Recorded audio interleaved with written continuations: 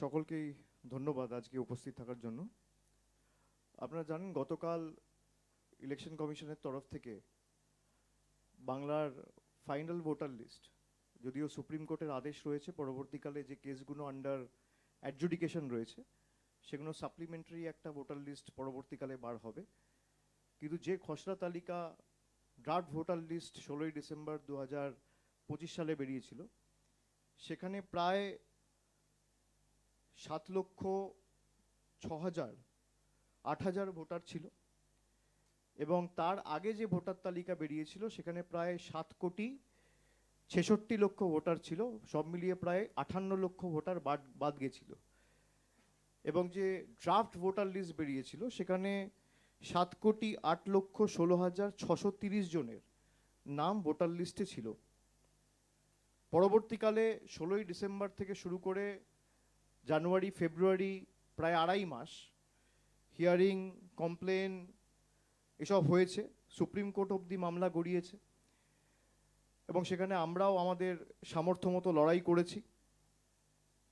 গতকাল যে list release হয়েছে, ইলেকশন কমিশন বা সিইওর অফিস থেকে যে নোটিফিকেশনটা জারি করা হয়েছে সেখানে যে তথ্য দেওয়া হয়েছে যে সব মিলিয়ে টোটাল অ্যাডিশন গত আড়াই মাসে, তার মানে ফর্ম 6 বা ফর্ম 6A, যারা বাইরে থাকে তারা ফর্ম 6A ফিল আপ করবে, আর যারা নতুন ভোটার তারা ফর্ম 6 করবে।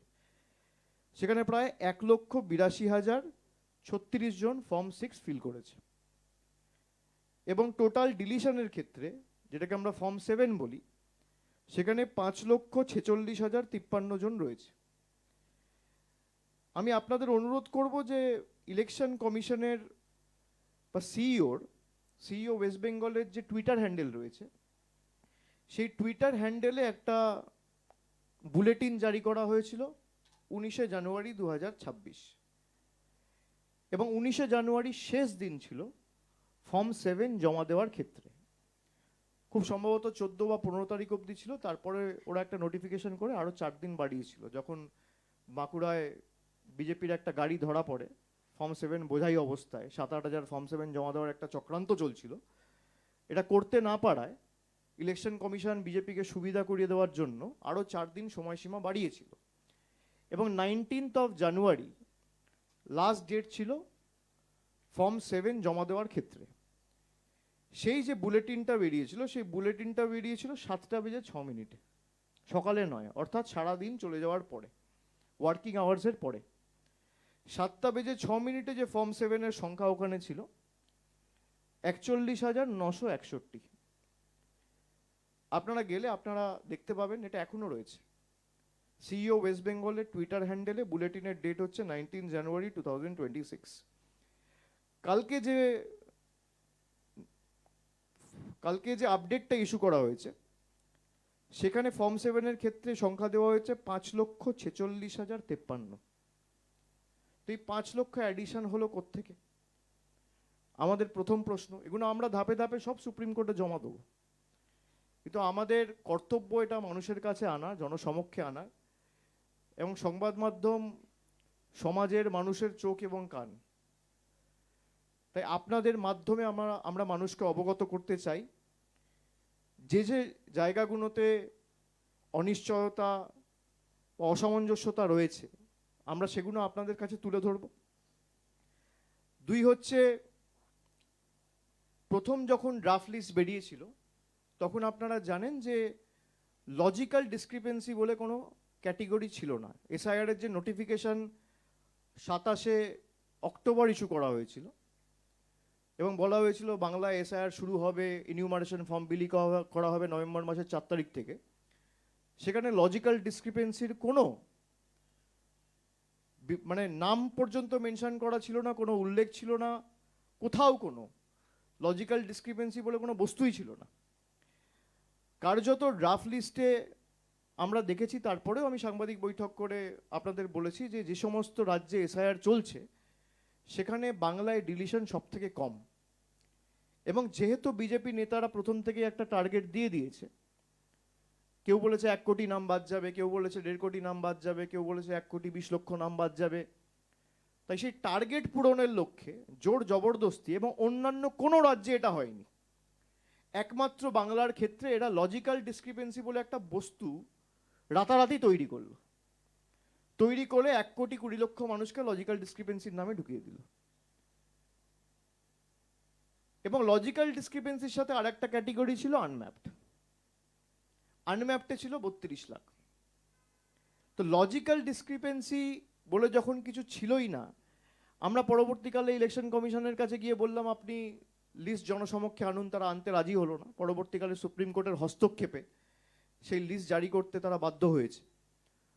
কার্যত 4-5 দিন লেটে করেছে, কিন্তু তাও সুপ্রিম কোর্টের হস্তক্ষেপের কারণে দেশের সর্বোচ্চ আদালতের আদেশ ছিল বলে তারা করেছে।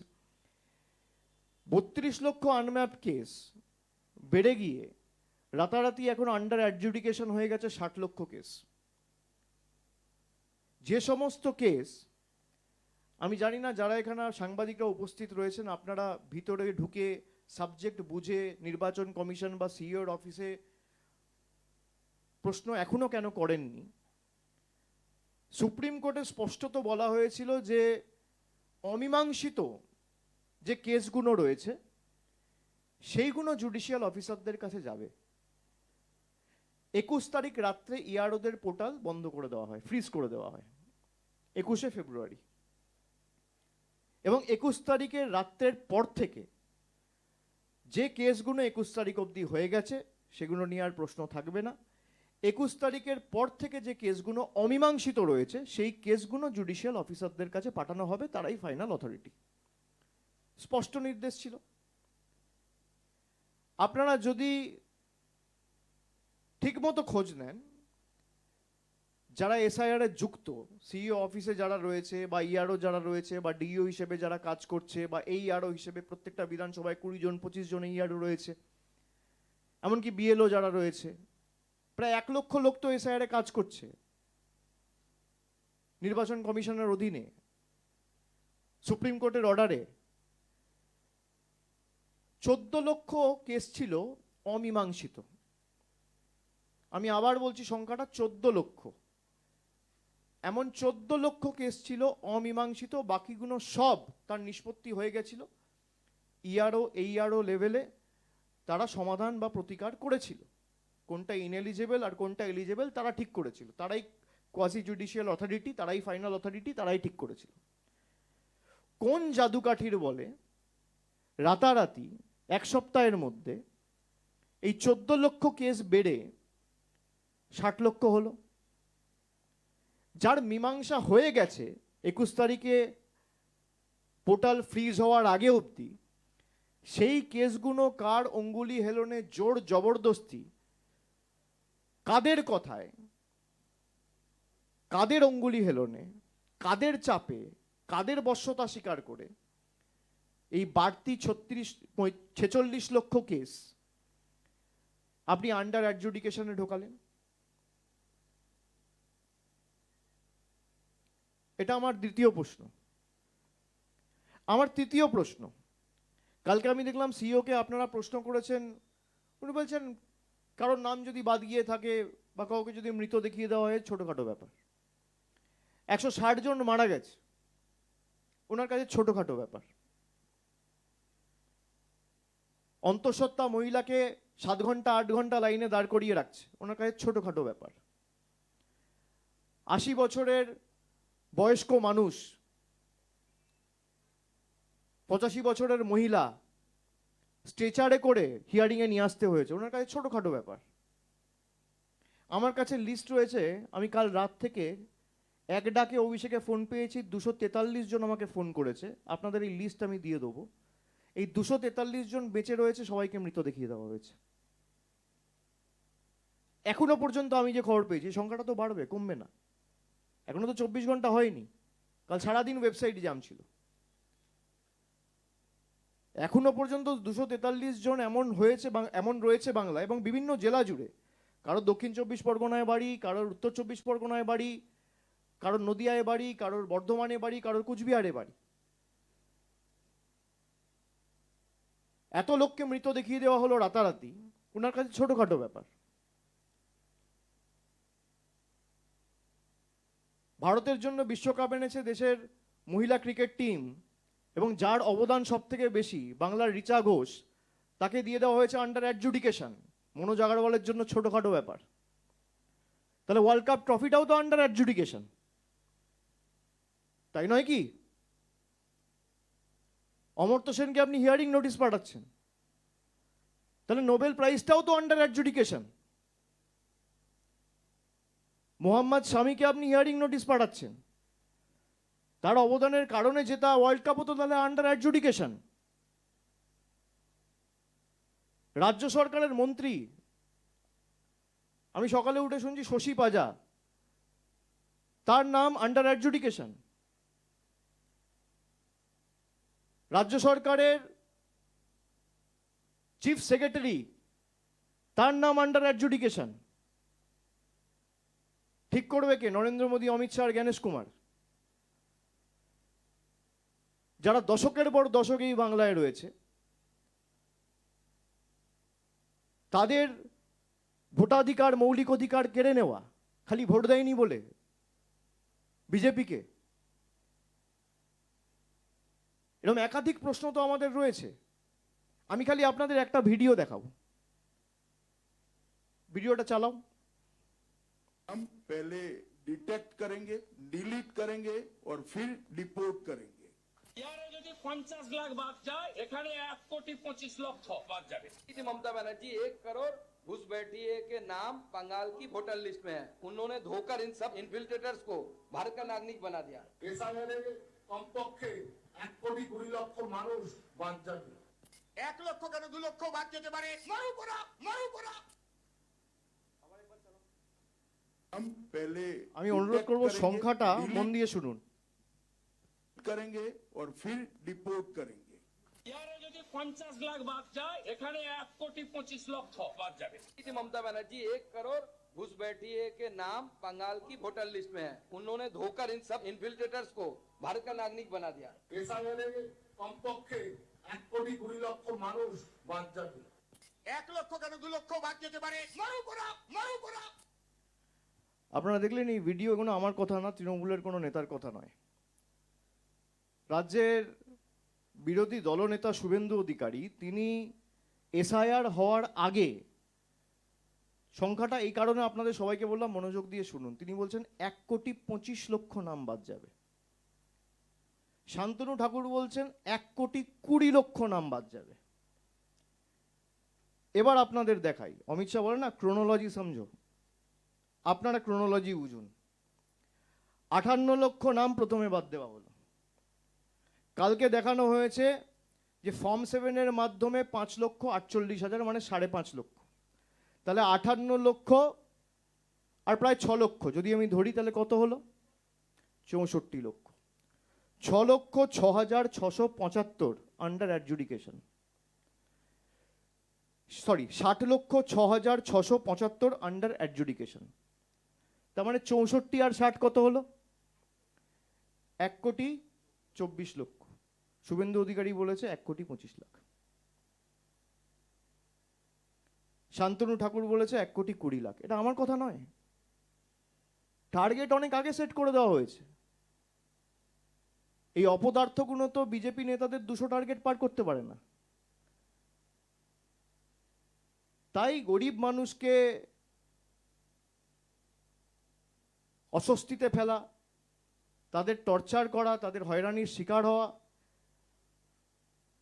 তাদেরকে লাইনে দাঁড়িয়ে ব্যতিব্যস্ত করা, তাদের মৌলিক অধিকার কেড়ে নেওয়া, ভোটাধিকার কেড়ে নেওয়া, টার্গেট অনেক আগে সেট হয়ে গেছিল। আমরা কেন বলেছিলাম যে যখন বেরোবে আপনারা মিলিয়ে নেবেন যে আলটিমেটলি এই নির্বাচন কমিশন, দেশের জাতীয় নির্বাচন কমিশন হচ্ছে বিজেপির সহকারী সংস্থা। বিজেপির অঙ্গুলি হেলনে জ্ঞানেশ কুমার চলছে। আপনি আমার বিরুদ্ধে মামলা করুন, আমি লড়ে নেব, আমার রাইট হবে তো, আমি সুপ্রিম কোর্টে গিয়ে নিজে লড়াই করতে পারবো। আপনি করুন না, আমি একাধিক প্রমাণ দিয়ে দেবো।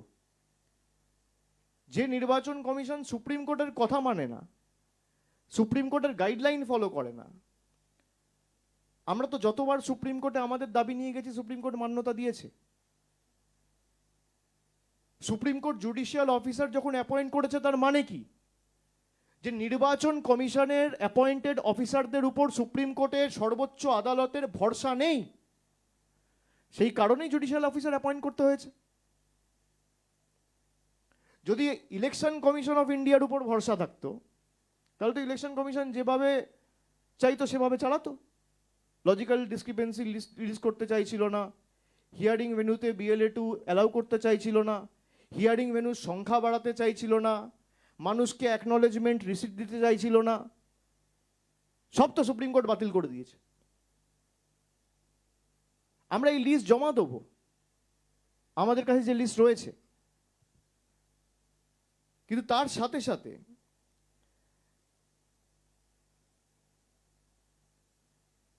আমি যেমন আপনাদের বললাম রিচা ঘোষের কথা,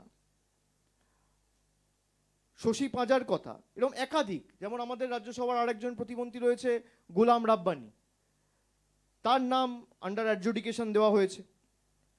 এছাড়া আমডাঙ্গার 3বারের বিধায়ক রফিকুর রহমানের নাম আন্ডার অ্যাডজুডিকেশন দেখানো হয়েছে। কুমারগঞ্জের বিধায়ক তোরাফ হোসেনের নাম আন্ডার অ্যাডজুডিকেশন দেখানো হয়েছে। চণ্ডীতলার বিধায়ক আকবর আলী খন্দকার তৃণমূলের জন্মলগ্ন থেকে তৃণমূলের সাথে ছিল, তিনি আজকে আমাদের মধ্যে নেই, শ্রীরামপুরের MP ছিল। সেই আকবর আলী খন্দকারের স্ত্রী চণ্ডীতলার বিধায়ক সদস্যা সাথী খন্দকারের নাম আন্ডার অ্যাডজুডিকেশন দেখানো হয়েছে। বীরভূমের জেলা পরিষদের সভাধিপতি কাজল শেখের নাম আন্ডার অ্যাডজুডিকেশন দেখানো হয়েছে। সন্দেশখালী 1 নম্বর ব্লকের বর্তমান BDO সায়ন্তন সেন, তার নাম আন্ডার অ্যাডজুডিকেশন দেখানো হয়েছে। ময়নাগুড়ির কর্মরত BDO প্রসেনজিৎ কুন্ডুর নাম আন্ডার অ্যাডজুডিকেশন দেখানো হয়েছে। এরকম একাধিক কেস। এবং আমি আপনাদের প্রথমেই যেটা বললাম যে 19শে জানুয়ারির যে নোটিফিকেশনটা বা বুলেটিনটা, এটার সাথে যদি আপনারা কালকের প্রেস রিলিজটা ম্যাচ করে দেখেন, যেখানে দিনের শেষে ওরা বলেছিল 41,000 ফর্ম 7 পড়েছে, আর কালকে ওরা প্রেস রিলিজ করে নোটিফিকেশন ইস্যু করে বলছে যে ফর্ম 7-এর সংখ্যা 5,48,000। এটা আমি না, ওরা যে রিলিজ করেছে তার মধ্যে ব্র্যাকেটে ফর্ম 7 বলে লেখা রয়েছে, আপনারা নিশ্চয়ই সেটা দেখেছেন। ফর্ম 6-এ যদি আসি, মানে নতুন ভোটার, সেখানে আপনারা দেখবেন যে 19 তারিখের যে নোটিফিকেশনটা ছিল, 20 তারিখে ওরা একটা নোটিফিকেশন করেছিল, আপনারা সেটাও দেখতে পারেন। সেখানে ফর্ম 6-এর সংখ্যা ছিল 6,33,762, 6,33,762। আর কালকে যে ফর্ম 6 দেখানো হয়েছে, সেখানে দেখানো হয়েছে টোটাল হচ্ছে 1,82,036। তাহলে 4 লক্ষ কোথায় গেল? 5 লক্ষ বাদ দেওয়া আর ফর্ম 6 থেকে 4 লক্ষ বাদ দেওয়া, এখানেই তো 9 লক্ষ ভোটের হেরফের হয়েছে। আমি আপনাদের যেটা বলেছিলাম যে এই একই জিনিস এরা মহারাষ্ট্রে করেছে, একই জিনিস এরা হরিয়ানায় করেছে, একই জিনিস এরা দিল্লিতে করেছে। আমি ইলেকশন কমিশনের বাইরে দিল্লিতে বলেছিলাম যে ভোটের চুরি ভোটার লিস্টে হচ্ছে। এই এদের চুরি যদি অন্য রাজনৈতিক দলগুলো আটকাতে পারতো, কোথাও আজকে বিজেপি ক্ষমতায় থাকতো না। এটা মানুষের ম্যান্ডেটে আসেনি, কারচুপি করে এসেছে, চুরি করে এসেছে। এই কারণেই SIR-কে আমরা বলেছিলাম সাইলেন্ট ইনভিজিবল রিগিং, চুপি চুপি ভোটের কারচুপি। 1, 2, 4টে কেস তো নয়, এখনো 24 ঘন্টা হয়নি, আমার কাছে 242 জন ফোন করেছে, 1000 হবে। লোক বেঁচে রয়েছে, আপনি দেখিয়ে দিচ্ছেন মৃত। আপনার এত গায়ে জ্বালা কেন? এক একটা জেলা থেকে আমি যদি আপনাদের কাছে আন্ডার অ্যাডজুডিকেশন এখন লিস্টটা খালি দেখি,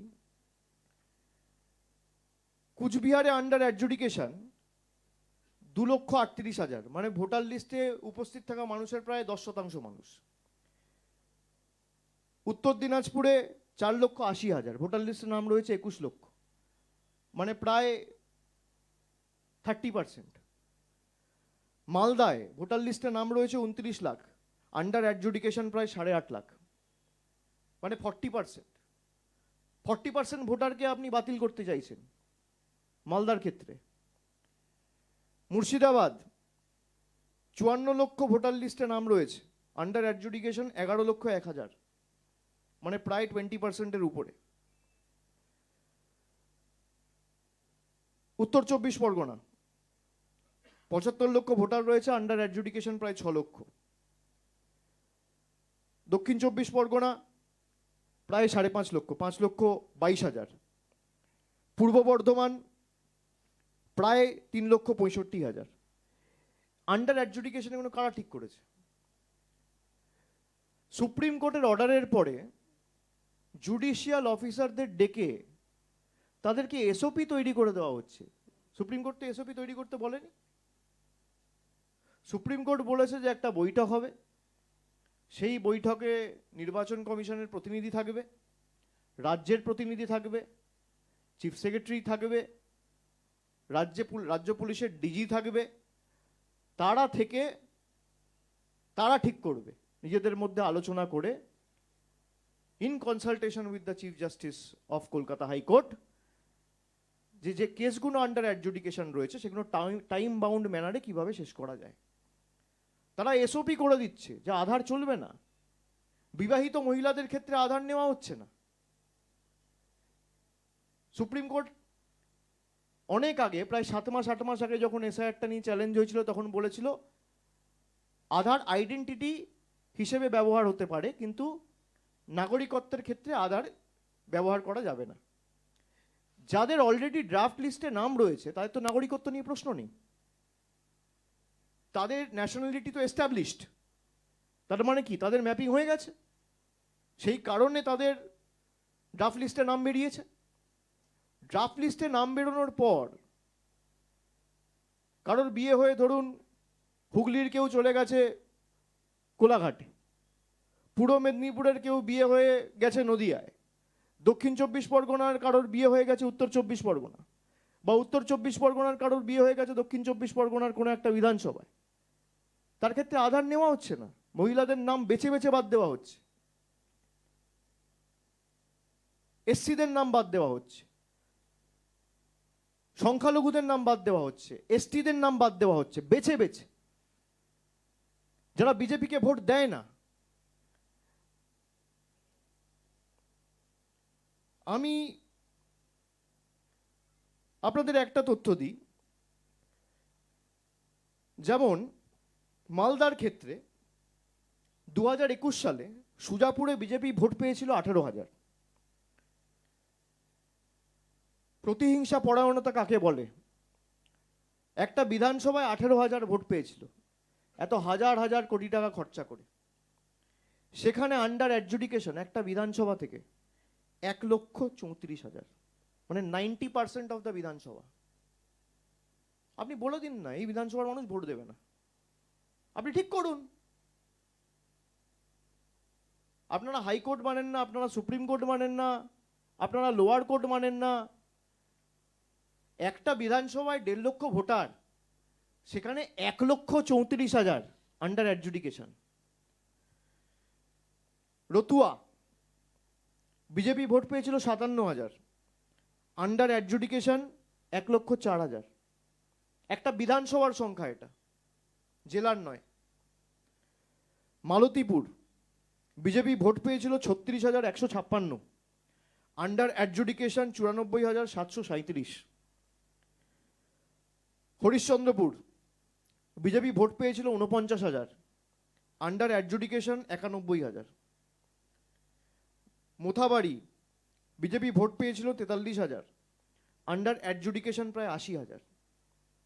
খালি 5টা বিধানসভার, মালদায় তো 12টা বিধানসভা রয়েছে, আমি খালি 5টা বিধানসভার উদাহরণ আপনাদের সামনে তুলে ধরলাম, যে একটা বিধানসভার 5%, 7%, 10% লোক নয়, 90% লোক আন্ডার অ্যাডজুডিকেশন। এটা কোন পর্যায়ে দেশটাকে নিয়ে গেছে? আর এটা একমাত্র বাংলায় হচ্ছে। আর যেখানে এসআইআর হচ্ছে সেখানে কিন্তু এত নিয়ম, এত রেস্ট্রিকশন, এই বৈমাতৃসুলভ আচরণ বা বৈষম্য কিন্তু নেই, একমাত্র বাংলার ক্ষেত্রে প্রযোজ্য। এটা আমি মালদার ক্ষেত্রে দিলাম। এবার আপনাদের মুর্শিদাবাদের 5টা বিধানসভা বলি। রঘুনাথগঞ্জ বিজেপি ভোট পেয়েছিল 27,000, আন্ডার অ্যাডজুডিকেশন 1,15,000 একটা বিধানসভা থেকে। ভগবান গোলা বাই ইলেকশন হয়েছিল, তৃণমূল জিতেছিল, বিজেপি ভোট পেয়েছিল 18,490। বদলা নিতে 1,10,000 মানুষকে আন্ডার অ্যাডজুডিকেশন রাখা হয়েছে। শামশেরগঞ্জ 1,08,400 লোককে আন্ডার অ্যাডজুডিকেশন রাখা হয়েছে। সুতি 1,04,980 জনকে আন্ডার অ্যাডজুডিকেশন দেখানো হয়েছে। লালগোলা 1 লক্ষ মানুষকে আন্ডার অ্যাডজুডিকেশন দেখানো হয়েছে।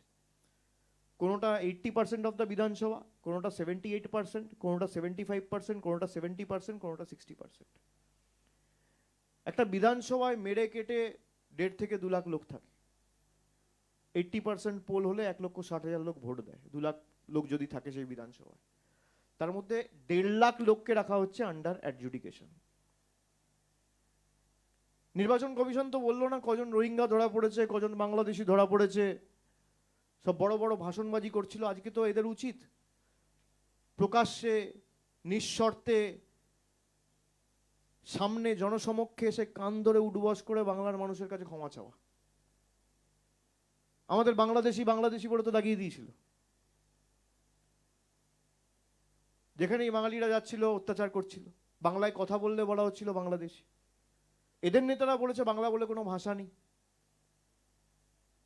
বাংলার অস্তিত্ব কার্যত অস্বীকার করেছে। এতটাই রাগ এদের বাংলার উপর।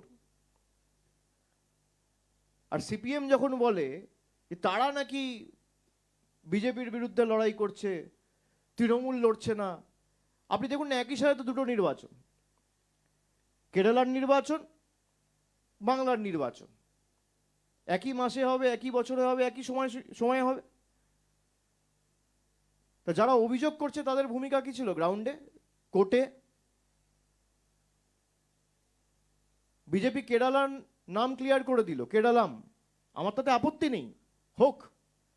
কিন্তু 2018 সালে আমরা মন্ত্রিসভায় ক্লিয়ার করে কেন্দ্রের কাছে সেই প্রস্তাব পাঠিয়েছি, আজকে 8 বছর অতিক্রান্ত, বাংলার নাম তো ক্লিয়ার করলো না। বাংলার প্রতি এত রাগ, বাঙালির প্রতি এত রাগ, এই বৈষম্য কেন? আমরা বলেছিলাম আমরা প্রতিবাদ করতে জানি, আমরা লড়াই করতে জানি। কেস যেহেতু সাবজুডিস এবং সর্বোচ্চ আদালতে বিচারাধীন, আমরা বিচার ব্যবস্থাকে সম্মান করি। আমাদের আস্থা ভরসা সুপ্রিম কোর্টের উপর রয়েছে। যদিও বিজেপি বিচার ব্যবস্থাকেও কিভাবে ইনফ্লুয়েন্স করতে চায়, এবং আমার প্রকাশ্যে বলতে কোনো আপত্তি নেই, আমরা বিগত দিনেও দেখেছি। ফোন করে করে থ্রেট করা, যারা এখানে অবজারভাররা এসছে ইলেকশন কমিশনের, তাদের ফোন থেকে হোম সেক্রেটারি ফোন করে থ্রেট দিয়েছে জুডিশিয়াল অফিসারদের। আমাকে নেই নেই করে 20 জন জুডিশিয়াল অফিসার বলেছে।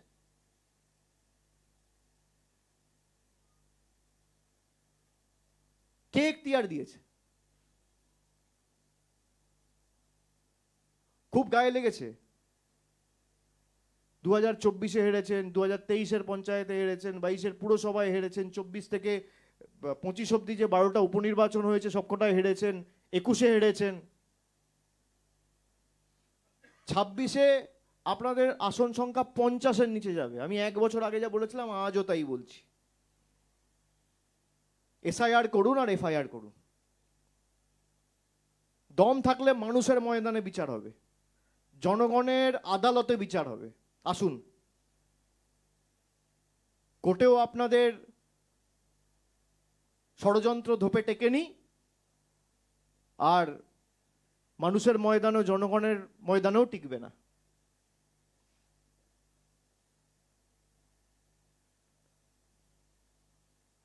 আরপি অ্যাক্টের পুরো মানে গোষ্ঠীর পিণ্ডি চটকে দিয়েছে। আরপি অ্যাক্ট বলে দেশে আর কিছু থাকলো না, যা প্রেসিডেন্স হয়ে গেল। পার্লামেন্টের তো আর কোনো দরকার নেই। আপনি 1500 কোটি টাকা করে নতুন কোটি খরচা করে নতুন পার্লামেন্ট করেছেন, উঠিয়ে দিন। পার্লামেন্টে যে আইন পাস করানো হয়, দেশের বিচার ব্যবস্থার তো কোনো দরকার নেই। সব নরেন্দ্র মোদী অমিত শাহরা বসে ঠিক করুক, জ্ঞানেশ কুমারদের মতো 4টে পুতুলকে বসিয়ে। অন্যরা প্রতিবাদ প্রতিরোধ করেনি, কষ্ট হয়েছে, হয়তো হজম করেছে। বাংলা তো হজম করবে না, এটাই তো পার্থক্য বাংলা আর অন্য রাজ্যের মধ্যে। আরপি অ্যাক্ট এম্পাওয়ার করছে ইআরওকে, এইআরওকে, আর আপনি একটা পিছনে করে গুজে দিচ্ছেন মাইক্রো অবজারভার। তাহলে আপনি সব জায়গায় লাগান। কই অন্যান্য জায়গায় তো মাইক্রো অবজারভার নেই, রাজস্থানে নেই, গুজরাটে নেই, উত্তরপ্রদেশে নেই, বাংলায় কেন? বাঙালির নাম কাটতে হবে।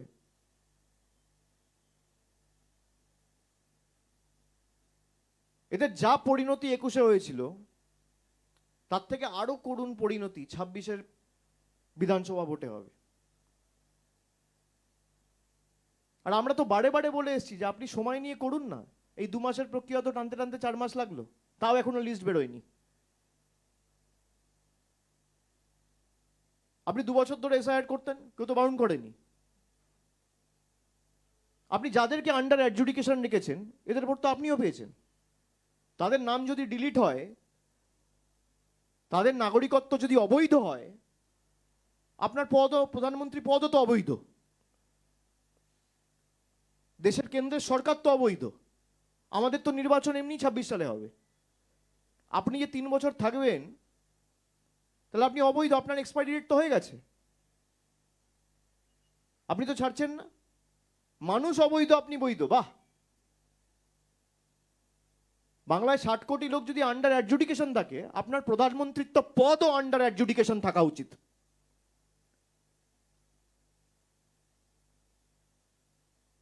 হোম মিনিস্টারের পদ আন্ডার অ্যাডজুডিকেশন থাকা উচিত। এই সরকার যারা রাষ্ট্রপতি নির্বাচিত করেছে, সেই রাষ্ট্রপতির পদও, বা যিনি এখন পদে রয়েছেন, সেটাও আন্ডার অ্যাডজুডিকেশন থাকা উচিত। যারা গভর্নর হয়ে, সেন্ট্রাল রিপ্রেজেন্টেটিভ হয়ে নমিনেটেড হয়ে যাচ্ছেন, সব আন্ডার অ্যাডজুডিকেশন থাকা উচিত। মানুষকে আপনি আন্ডার অ্যাডজুডিকেশন রাখবেন আর নিজে ফুর্তিতে ঘুরে বেড়াবেন। অন্য রাজ্যের মানুষ আপনার ফাঁদে পা দেবে, বাংলার মানুষ পা দেবে না। এই কারণেই বাংলা 4টে রাজ্য থেকে আলাদা। আমাদের দলনেত্রী মমতা বন্দ্যোপাধ্যায়, রাজ্যের মুখ্যমন্ত্রী, তিনি নিজে সুপ্রিম কোর্টে কেস ফাইল করেছেন, এবং সংবিধান আমাকে সেই সুযোগ দিয়েছে যে আমার কেস আমি নিজে লড়তে পারি। তিনি নিজে লড়েছেন তার কেস। দেশের সর্বোচ্চ আদালতে তিনি নিজে সশরীরে উপস্থিত হয়ে সাধারণ মানুষের জন্য প্রশ্ন করেছেন। গত ফেব্রুয়ারি মাসে সে চিত্র আপনারা সবাই দেখেছেন। অন্যান্য যে বিরোধী দলের নেতা নেত্রীরা আছে, না আছে রাস্তায়, না আছে কোর্টে, না আছে পার্লামেন্টে, কোথাও নেই। খালি টিভি চ্যানেল আর সোশ্যাল মিডিয়ায় যত বিপ্লব। মমতা বন্দ্যোপাধ্যায়ের দাবি, তৃণমূলের দাবিকে তো সুপ্রিম কোর্ট মান্যতা দিয়েছে। আমরা হিয়ারিং ভেন্যুর সংখ্যা বাড়াতে বলেছিলাম, ডিসেন্ট্রালাইজ করতে বলেছিলাম, করেছে। লজিক্যাল ডিসক্রিপেন্সি লিস্ট করতে বলেছিলাম, পাবলিশ করতে বলেছিলাম, করেছে। সুপ্রিম কোর্ট বলেছে যে কোথাও একটা নির্বাচিত সরকার এবং দেশের নির্বাচন কমিশন, একটা কনস্টিটিউশনাল বডি, দুজনের মধ্যে একটা অবিশ্বাসের পরিবেশ তৈরি হয়েছে, সেখানে জুডিশিয়াল অফিসারদের অ্যাপয়েন্ট করা হবে এবং তারাই ঠিক করবে। যে হারে জুডিশিয়াল অফিসাররাও তো মানুষ, ওদের কাছে তো কোনো জাদুকাঠি নেই বা সফটওয়্যার নেই।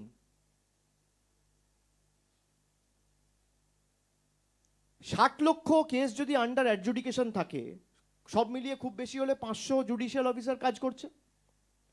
একদিনে 20 থেকে 30টা করে কেস যদি করা হয়, তাহলে 500 জুডিশিয়াল অফিসার খুব বেশি হলে দিনে 10 থেকে 15,000 কেস করবে। আমি 20,000 ধরে নিলাম। তাহলে 60 লক্ষ কেস ক্লিয়ার করতে কতদিন লাগবে? নেই করে 4 মাস। এটা মার্চ, এপ্রিল, মে, জুন। তাহলে ইলেকশন হবে কি করে? বিজেপি চায় না ইলেকশন হোক। বিজেপির একটা অংশ বিচার ব্যবস্থাকে ব্যবহার করে নির্বাচন পেছাতে চায়। তার কারণ এরা জানে যদি নির্বাচনে যাই ভোকাট্টা হয়ে যাব। বিজেপির মিছিল মিটিংগুলো দেখুন না, এসআইআর ওখানে হয়েছে, যত ডিলিশন ওখানে,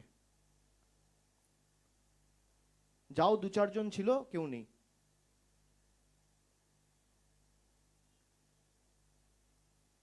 এক একজন জুডিশিয়াল অফিসার তো যদি 20টা 30টা 40টা করেও কেস করে, তাহলেও তো 3-4 মাস লাগবে।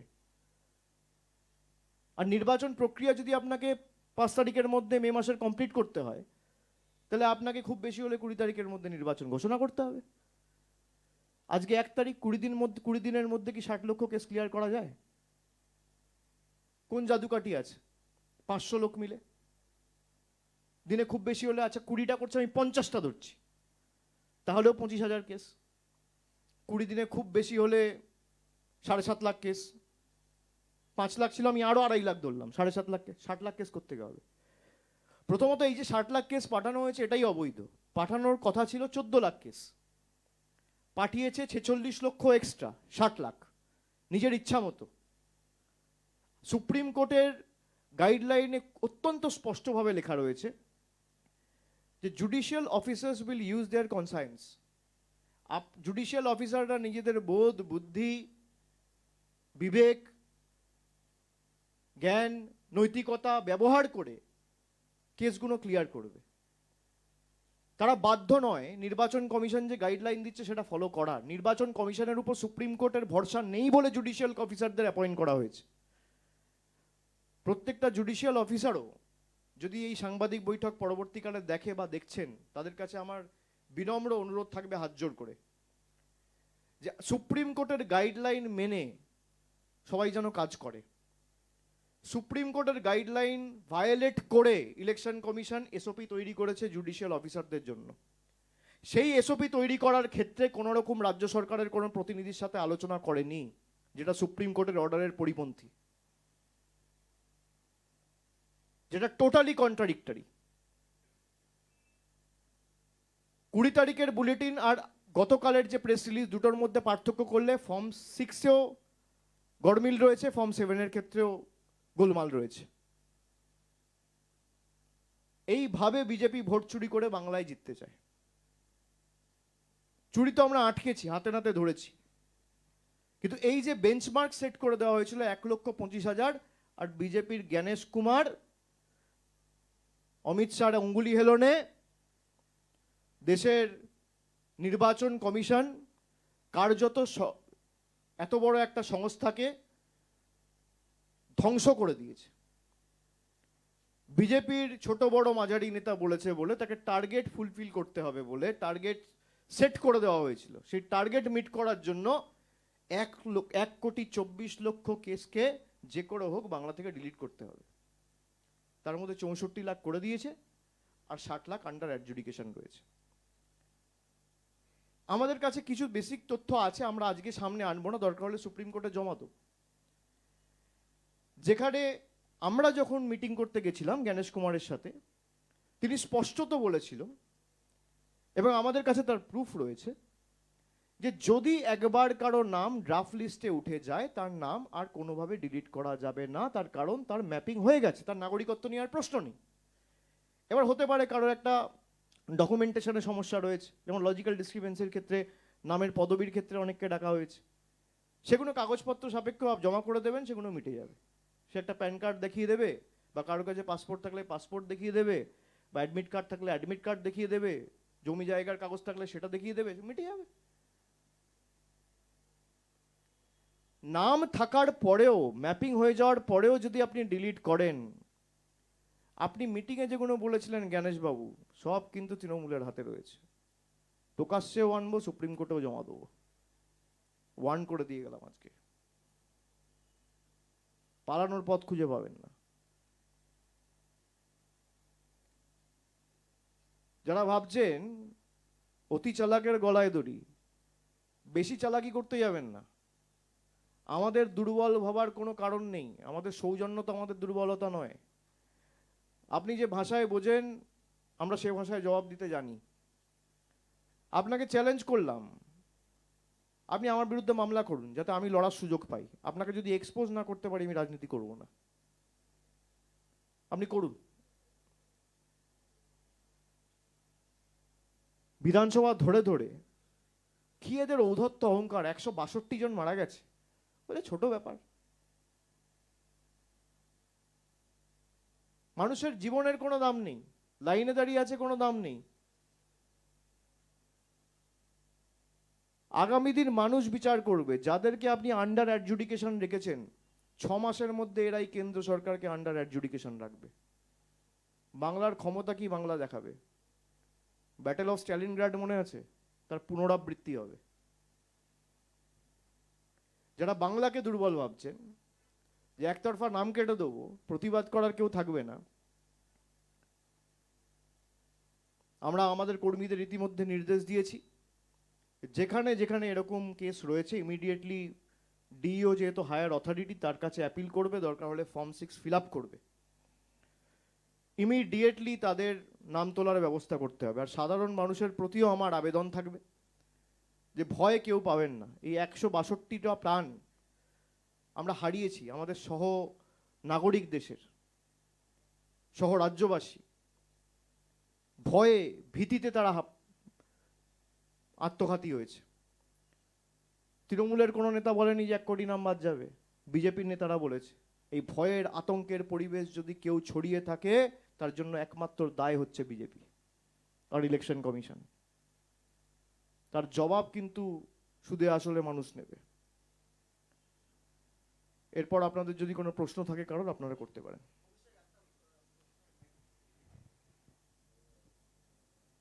আচ্ছা, আমি তো অলরেডি অনেক কিছু বলে দিয়েছি, হ্যাঁ, তার যদি এর বাইরে কিছু থাকে তাহলে করবেন। এই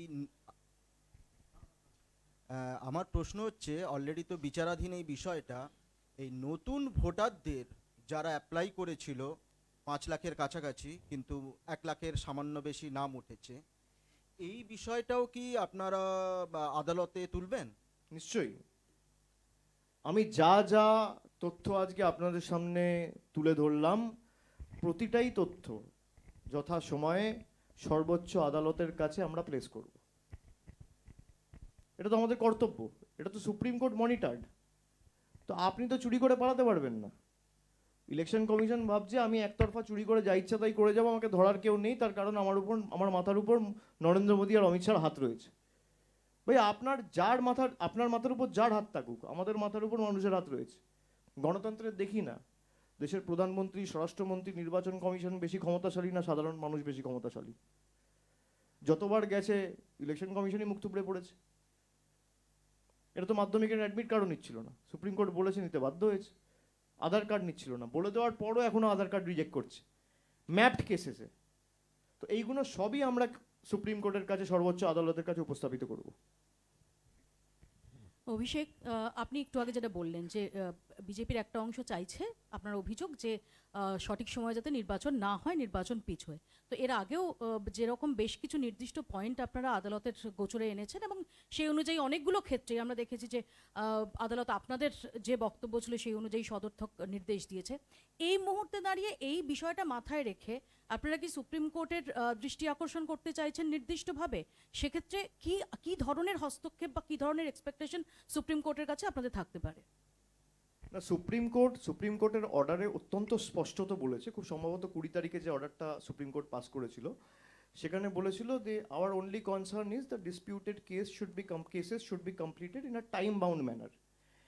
এবার আমার যতটুকু শেষ 10 দিনে দেখে মনে হয়েছে যে 500 জুডিশিয়াল অফিসার যদি এর সাথে যুক্ত থাকে এবং এক এক দিনে 20টা, 30টা, 40টা করে কেস তারা ক্লিয়ার করে, তাহলে 60, যদি 14 লক্ষ হতো তাহলে হয়তো 20 দিনে হয়ে যেত, যেটা অ্যাকচুয়ালি পাঠানোর কথা, কিন্তু তা তো পাঠায়নি। সেটাও আমরা মেনশন করব সুপ্রিম কোর্টে। কিন্তু যেহেতু 60 লক্ষ এখন আন্ডার অ্যাডজুডিকেশন রয়েছে, এই 60 লক্ষ কেস যদি এদেরকে কমপ্লিট করতে হয় তাহলে তো 3-4 মাস পেরিয়ে যাবে। সেক্ষেত্রে নির্বাচন তো আপনার জুলাইতে, অগস্টে হবে। ভোটার লিস্টের কাজ কমপ্লিট করতে করতে মার্চ, এপ্রিল, মে, জুন 4 মাস লাগবে। তারপর আপনার সাপ্লিমেন্টারি ভোটার লিস্ট বেরোবে, তারপর আপনার নির্বাচন হবে। নাহলে তো নির্বাচন হতে পারে না। অনেক বিধানসভা রয়েছে আপনি দেখবেন যেখানে 2000-4000 ব্যবধানে দলের প্রার্থীরা যেতে, এবং মহারাষ্ট্রের ক্ষেত্রে, হরিয়ানার ক্ষেত্রে, এদিকে দিল্লির ক্ষেত্রে অনেক প্রার্থী রয়েছে যেখানে 300, 400, 500 ভোটের ব্যবধানে জিতেছে। এক একটা বিধানসভা থেকে যদি আপনি 1 লক্ষ 1.5 লক্ষ আন্ডার অ্যাডজুডিকেশন করে দেন, এবার আমি তর্কের খাতিরে ধরলাম সেখানে 50% ক্লিয়ার হয়ে গেল, 75,000 ক্লিয়ার হয়ে গেল, 75,000 স্টিল আন্ডার অ্যাডজুডিকেশন, তারা তো ভোট দিতে পারবে না। তারা যদি ভোট না দিতে পারে তাহলে সেই আসনও তো অমীমাংসিত থাকা উচিত, তাই নয় কি? দুটো তো একসাথে হতে পারে না। তা এগুলো আমরা সর্বোচ্চ আদালতের কাছেও তুলব, আমরা আমাদের মতো আইনতও লড়বো, আর আমরা এই নিয়ে মাঠেও নামবো। 6 তারিখ মেট্রো চ্যানেলে মমতা বন্দ্যোপাধ্যায় নিজে এই নিয়ে প্রতিবাদ কর্মসূচি নিয়েছে, তিনি অবস্থান বিক্ষোভ এবং ধর্নায় দুপুর 2টো থেকে নিজে বসবেন। তারপরে পরবর্তী কর্মসূচি তিনি অ্যানাউন্স করবেন। 6 তারিখ, আগামী 6 তারিখ মেট্রো চ্যানেলে, মানে প্ল্যানেট ইস্ট যেটা, যেখানে মমতা বন্দ্যোপাধ্যায় অনশন করেছিলেন, সেই একই জায়গায় আমরা অলরেডি দলের তরফ থেকে একটা চিঠি অথরিটিসদের কাছে জমা করেছি। 6 তারিখ দুপুর 2টোয় তিনি অবস্থান বিক্ষোভে বসবেন এবং সেখানে দলের সর্বস্তরের প্রতিনিধি, দূরে যারা রয়েছে আমি সবাইকে আসার জন্য অনুরোধ করব না, তার কারণ এসআইআর চলছে এখন, এই আগামী 10-15 দিনও খুব গুরুত্বপূর্ণ। কিন্তু কলকাতার আশেপাশে পার্শ্ববর্তী জেলায় যারা রয়েছেন তারা আসবেন নিজের এলাকা সামলে, এবং পরবর্তী দলের কর্মসূচি 6 তারিখ সেখান থেকে মমতা বন্দ্যোপাধ্যায় নিজে ঘোষণা করবেন।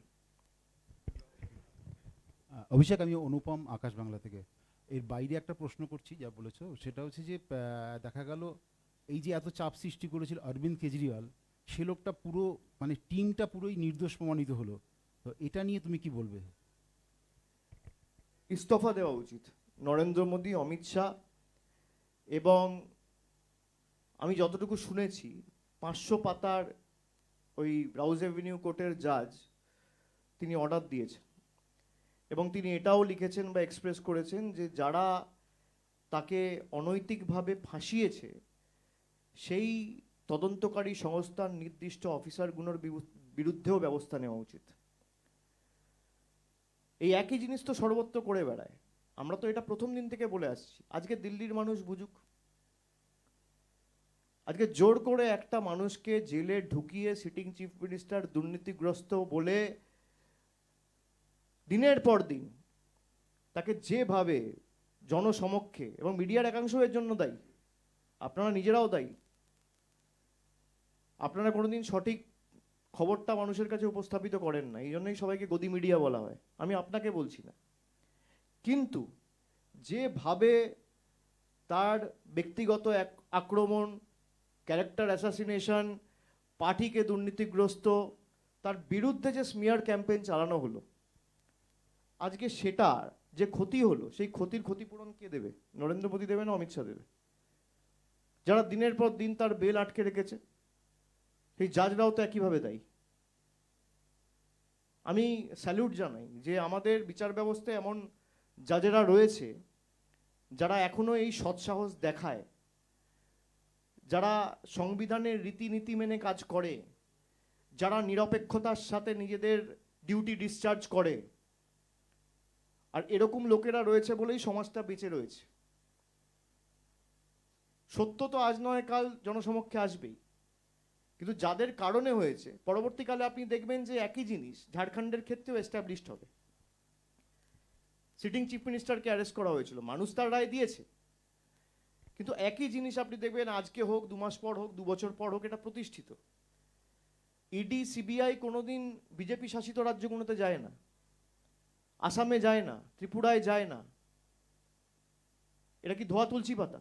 সবার তো শারদার নাম ছিল, আসামের চিফ মিনিস্টার নাম ছিল না? আমি চিঠি লিখেছি, সুদীপ্ত সেন নিজে লিখেছে, কবার ডেকেছে।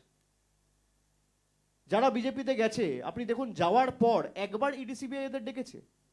আপনি কনভিক্ট করা বা এদের বিরুদ্ধে ব্যবস্থা নেওয়া, জেলে ঢোকানো এসব ছেড়ে দিন, একটা নোটিশ বা সামান পাঠিয়ে এদের জিজ্ঞাসাবাদ পর্যন্ত করা হয়নি। আমি বিজেপিতে গেলে ধোয়া তুলসী পাতা, আর যদি না যাই আমি দুর্নীতিগ্রস্ত। তো সত্যের জয় হয়েছে, আমি স্যালুট জানাই ওই রাউজ এভিনিউ কোর্টের জাজকে। আচ্ছা, একটা ছোট প্রশ্ন ছিল, একটা অন্য প্রসঙ্গে আমরা চলে এলাম এই প্রশ্নের পরিপ্রেক্ষিতে। আগের যে বিষয়টি নিয়ে আমাদের আলোচনা হচ্ছিল, আপনি প্রায় দীর্ঘক্ষণ সাংবাদিক সম্মেলন করলেন, যে আশঙ্কাগুলো করা হচ্ছিল সেই আশঙ্কাগুলোর জায়গায় এসে আমরা এখন এই মুহূর্তে দাঁড়িয়েছি, এবং এই যে 60 লক্ষ বিচারাধীন যে নাম, তার সম্পূর্ণ করতে গেলে আপনি যে কথাটা বলছেন যে 3-4 মাস লাগবে, সেক্ষেত্রে দাঁড়িয়ে তাহলে কি আমরা ভোট পিছিয়ে যাচ্ছে এই আশঙ্কা করে সেটা- নেব, নাকি পুরনো লিস্টে ভোট হোক সেই দাবি তোলা না, হবে? সেটা তো আপনাদের আমি তরফ বলতে পারি না, আমরা আমাদের কথাটা প্লেস করতে পারি যেহেতু মামলা সাবজুডিস। বাকি সিদ্ধান্ত সুপ্রিম কোর্টের। সুপ্রিম কোর্টে আমরা বলতে পারি যে কোনোভাবে তাহলে যারা অমীমাংসিত রয়েছে তাদের ভোটার রাইটস দেওয়া হোক বা কিছু একটা করা হোক, সেই প্রেয়ার তো আমাদের থাকবেই। বা কোনো মতে আগামী 20 দিনের মধ্যে, 15 দিনের মধ্যে, 10 দিনের মধ্যে যবেই ভোট ঘোষণা হবে তার আগে এই 60 লক্ষ কেস ক্লিয়ার করা হোক। তো আমাদের তো দাবি এই থাকবে যে যারা যোগ্য, এটা তো সবাই যোগ্য, এরা ইনিউমারেশন ফর্ম ভরেছে এবং এদের ন্যাশনালিটি এস্টাবলিশড, নাগরিকত্ব নিয়ে কোনো প্রশ্ন নেই। এবার কারোর হয়তো দাদুর সাথে বয়সের ফারাক, বাবার সাথে বয়সের ফারাক, পদবিতে সমস্যা, এই কারণে তাদেরকে অমীমাংসিত বা বিচারাধীন ক্যাটেগরিতে জোর জবরদস্তি ঢুকিয়ে দেওয়া হয়েছে। কিন্তু এটা তো ঢুকিয়ে দেওয়া মানে এই না যে তাদের ফান্ডামেন্টাল রাইট বা ইলেকটোরাল রাইট আমি কেড়ে নেবো। যে করে হোক আমরাও চেষ্টা করব, আর না হলে আমরা শেষ দেখে ছাড়বো, মানুষের কাছে যাব। একদিকে যেমন তৃণমূল সুপ্রিম কোর্টেও লড়বে, মমতা বন্দ্যোপাধ্যায় রাস্তাও থাকবে। Sir just trying to understand, মানে what is the way head? আমরা এখন একদম কনফিউজ যে ইলেকশন কমিশন যদি ইলেকশন অ্যানাউন্স করে দেয়, সুপ্রিম কোর্ট একবারও বলেনি যে ইলেকশন হতে পারে না। সুপ্রিম কোর্ট বলেছে will not be creating any impediment in the SIR work. Supreme Court এটাও বলেনি যে এসআইআর না হওয়া পর্যন্ত ইলেকশন অ্যানাউন্স হতে পারে না। যদি এর মাঝখানে ইলেকশন অ্যানাউন্স করে দেয়, দেন হোয়াট হ্যাপেন্স? এর মাঝখানে যদি ইলেকশন অ্যানাউন্স করে দেয় তাহলেও সুপ্রিম কোর্ট যাওয়ার আমার রাইট আছে। সুপ্রিম কোর্ট ক্লিয়ারলি বলেছে যে কেসগুলো আন্ডার অ্যাডজুডিকেশন রয়েছে তাদের সাপ্লিমেন্টারি লিস্ট তোমাকে পাবলিশ করতে হবে। It can be partly, it can be fully. তো তুমি যদি পার্টলি পাবলিশ করো ইলেকশনের আগে তাহলে ওয়েল অ্যান্ড গুড, আর যদি না করো তাহলে সুপ্রিম কোর্টকে আমি জানাবো, পরবর্তী সিদ্ধান্ত সুপ্রিম কোর্টের। মানে আমি আমার কথা প্লেস করতে পারি, সুপ্রিম কোর্ট কি করবে কি না করবে, আর যেখানে যেখানে বাদ গেছে মানুষের কাছে যাবো, বিচার চাইবো। আমাদের যাওয়ার তো দুটো, মানুষ, সাধারণ মানুষ যদি বিপদে পড়ে যাওয়ার তো দুটো তিনটেই রাস্তা, হয় মানুষের কাছে যাও ডেমোক্রেসিতে, নইলে তুমি পার্লামেন্টে যাও, নইলে তুমি সুপ্রিম কোর্টে যাও। এই তো রাস্তা, হয় কোর্টের কাছে বিচার চাও, নইলে তুমি পার্লামেন্টে কোনোভাবে বিচার চাও, বা রাষ্ট্রপতির কাছে চাও, নইলে মানুষের কাছে চাও। এখানে যারা সুপ্রিম কোর্টের যে নির্দেশ দেওয়া হয়েছে সেই নির্দেশও মানা হচ্ছে না। জুডিশিয়াল অফিসারদের যে এসওপি তৈরি করা হয়েছে, সুপ্রিম কোর্টের আদেশ কোথাও নেই যে জুডিশিয়াল অফিসারদের এসওপি তৈরি করবে ইলেকশন কমিশন। এই কারণেই দেরিটা হচ্ছে। এগুলো আমরা সুপ্রিম কোর্টেও বলবো, তারপর যা সুপ্রিম কোর্ট রায় দেবে সেটা মেনেই আমাদের কাজ করতে হবে।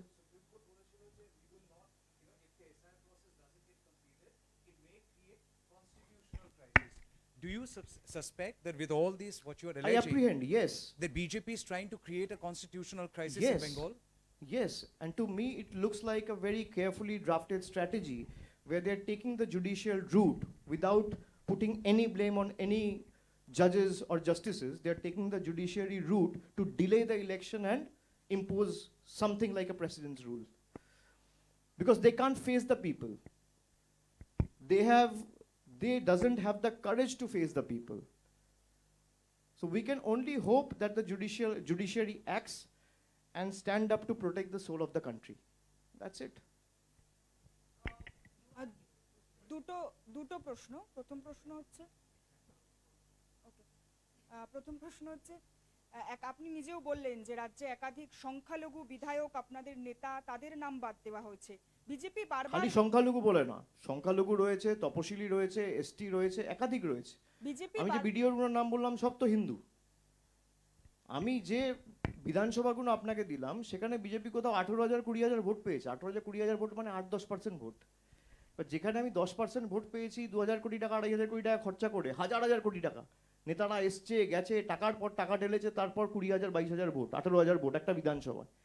তা প্রতিহিংসা পরায়ণতার এটা একটা নিদর্শন যে এক একটা বিধানসভা থেকে 75% 80% নাম আন্ডার অ্যাডজুডিকেশনে পাঠিয়ে দেওয়া। না, বিজেপি বারবার তো বলেছে যে সংখ্যালঘু এলাকায় বেশি করে নাম বাদ যাবে, এই আশঙ্কা বিজেপির একাধিক নেতার গলাতেও শোনা গিয়েছে। আপনার কি মনে হয় কোথাও গিয়ে বিজেপির কথাতেই নির্বাচন কমিশন এই এটা আশঙ্কা নয়, এটা টার্গেট, এটা বিজেপির আদেশ। নির্বাচন commission was the implementing authority, target setting authority তো বিজেপির নেতারাই। তো আমি দেখালাম আপনাকে, এটা কি আমার গলা? আচ্ছা 1,10,000 তো বলছে, 1,10,00,000 তো বলছে না, 1,15,00,000 বলছে না, 75 লক্ষ বলছে না, 50 লক্ষ বলছে না, 60 লক্ষ বলছে না, 2 কোটি বলছে না, 2.5 কোটি বলছে না, বলছে কি 1,25,00,000। আর আজকের লিস্ট 1,24,00,000। এটা কাকতালীয়। তাহলে এরা যদি এত বড় অ্যাস্ট্রোলজার হয়, তাহলে এদের তো পলিটিক্যাল প্রেডিকশনগুলো ম্যাচ করা উচিত। কেউ বলেছিল লোকসভায় 35টা আসন পাবো, কেউ বলেছিল 200টা আসন পাবো, কেউ বলেছিল অমুক অমুক তারিখে এই হবে তাই হবে, একটাও তো ম্যাচ করছে না। যেখানে নির্বাচন কমিশন যুক্ত সেখানেই ম্যাচ করছে। তাহলে কি রেফারি ফিক্সড? আমার প্রশ্ন এটাই।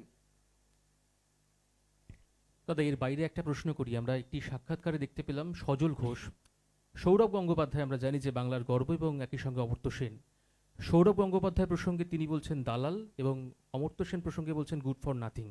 কার্যত এই বাঙালিদের এই শব্দ ব্যবহার করা কিভাবে ব্যাখ্যা করবেন? আপনি জিজ্ঞেস করবেন সৌরভ গঙ্গোপাধ্যায় যদি দালাল হয়, 2021 সালে অমিত শাহ দালালের বাড়িতে গেছিল কেন?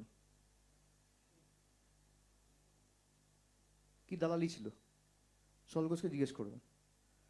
এক পাশে দিলীপ ঘোষ আর শুভেন্দু অধিকারীকে নিয়ে সৌরভ গঙ্গোপাধ্যায় যদি দালাল হয়, তাহলে কি ঠেকা পড়েছিল দালালের বাড়িতে দেশের স্বরাষ্ট্রমন্ত্রী ছুটবে? তার কি দালালি ছিল? উত্তর উনি দিতে পারবেন, সজল ঘোষকে জিজ্ঞেস করবে। অমর্ত্য সেনের বিষয়ে তিনি বলছেন গুড ফর নাথিং। শুনুন, অমর্ত্য সেন নিয়ে তো বিজেপির একাধিক নেতা বলেছে, এরা তো এদের পেটে তো শিক্ষা দীক্ষা নেই। আমি তো বললাম অমর্ত্য সেনকে হিয়ারিং নোটিশ পাঠানো মানে দেশের নোবেল পুরস্কারটাও আন্ডার অ্যাডজুডিকেশন রাখা। রিচা ঘোষকে আন্ডার অ্যাডজুডিকেশন রাখা মানে একা মেয়েটা খেলে খেলে দলকে ফাইনালে নিয়ে গেছে। তার অবদান তো দেখেছি, কিভাবে জিতেছে। নভেম্বর, আর 3 মাস 4 মাস পুরনো ঘটনা। তার নামে আমাদের রাজ্য সরকার তরফ থেকে স্টেডিয়াম করা হচ্ছে। তাকে আন্ডার অ্যাডজুডিকেশন রাখা মানে দেশের তরফে যে ওয়ার্ল্ড কাপ ট্রফিটা জিতে এলো, সেই ওয়ার্ল্ড কাপ ট্রফিটাও তো আন্ডার অ্যাডজুডিকেশন রাখা। এখনো পর্যন্ত আপনার কাছে 243 জনের ফোন কল এসছে আপনি বললেন। এদের মধ্যে গত মাসে আপনার রণসংকল্প যাত্রায় আপনি বেশ কয়েকজন যারা বাস্তবে জীবিত কিন্তু কমিশনের খাতায় মৃত বলা হচ্ছে তাদেরকে হাজির করিয়েছিলেন বা দিল্লিও নিয়ে গেছিলেন। এই 243 বা আপনার তথ্য অনুযায়ী 1000 জন, এদের পাশে আপনি কিভাবে দাঁড়াবেন? 1000 জন বলছি না, আমি বলছি সংখ্যা বাড়তে পারে। এদের পাশে আপনি কিভাবে আগামী দিন দাঁড়াচ্ছেন? বা আমরা অলরেডি তাদের যা লোকাল সাপোর্ট দরকার, যেমন আমি ইতিমধ্যেই বললাম যে যাদের নাম বাদ গেছে এবং জীবিত রয়েছে তাদের প্রথমত ডিইওর কাছে অ্যাপিল করা এবং ফর্ম 6 অবশ্যই ফিল করে জমা দেওয়া, যাতে ফাইনাল লিস্টে তাদের নাম ওঠে। এবং সেক্ষেত্রে তাদের যা সাহায্য সহায়তা লাগবে, আমাদের নির্দিষ্ট সে বিধানসভা বা সে পঞ্চায়েতের প্রধান হোক বা অঞ্চল সভাপতি হোক বা সেই বিধানসভার এমএলএ হোক, তাদেরকে বলা রয়েছে সেই মানুষগুলোকে সাহায্য প্রদান করার জন্য। এবং আমি নিজে তাদের খোঁজখবর রাখবো। তাদের কোনো চিন্তা করার কারণ নেই। এই সংখ্যাটা বাড়তে পারে, আমি বলেছি।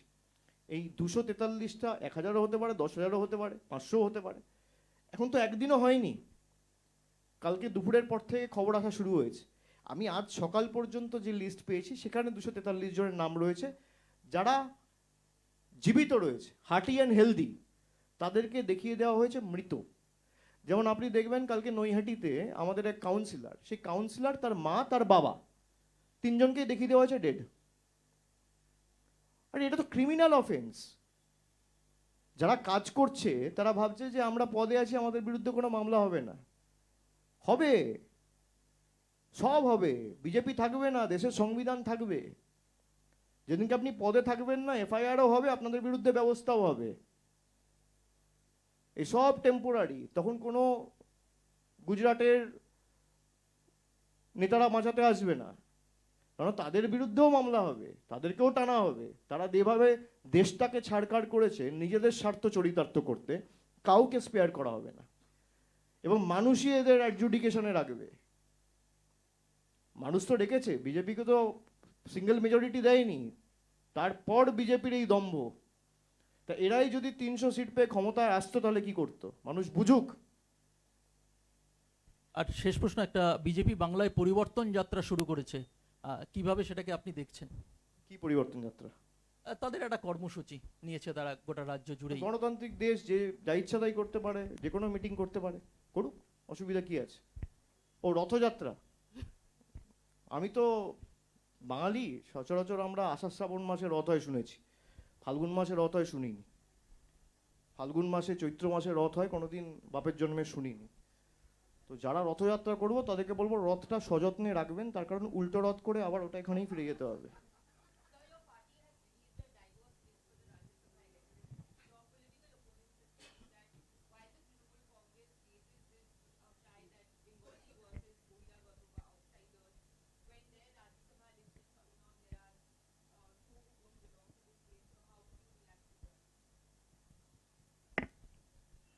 We all are Indian, we need to understand first. And Trinamool Congress will always give importance to the principles laid down in the preamble of the Constitution, which speaks of fraternity, liberty, equality, and justice. So this is a testament to the fact that they are perturbed and bewildered. And they have no person to nominate. I haven't seen any person nominated by the BJP for the West Bengal Rajya Sabha election so far. They should concentrate on their own organizational work and focus on the work they are doing, instead of trying to poke their noses in what Trinamool is trying to do and has done. Abhishek Bangla Jago channel, আরো খবর paper থেকে চয়নিকা ব্যানার্জি। যেমন পরিবর্তন যাত্রার কথা উঠলো BJP, সেরকম পরিবর্তন যাত্রা শুরু হয়েছে এবং সেখানে তৃণমূল কংগ্রেসের দুর্নীতি প্রসঙ্গে একাধিক প্রচার করা হচ্ছে।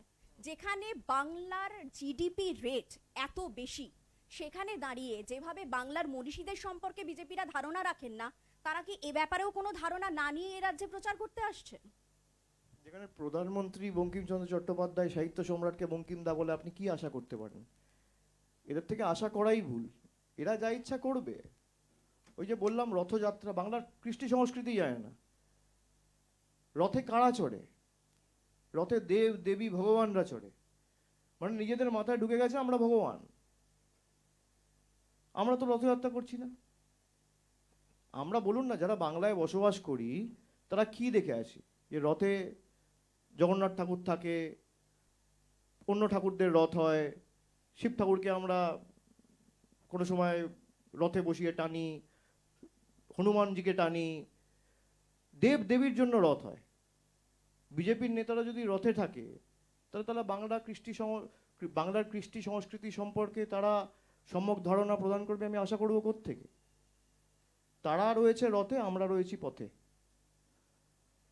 Dada, as we know that 60 lakhs name under adjudication.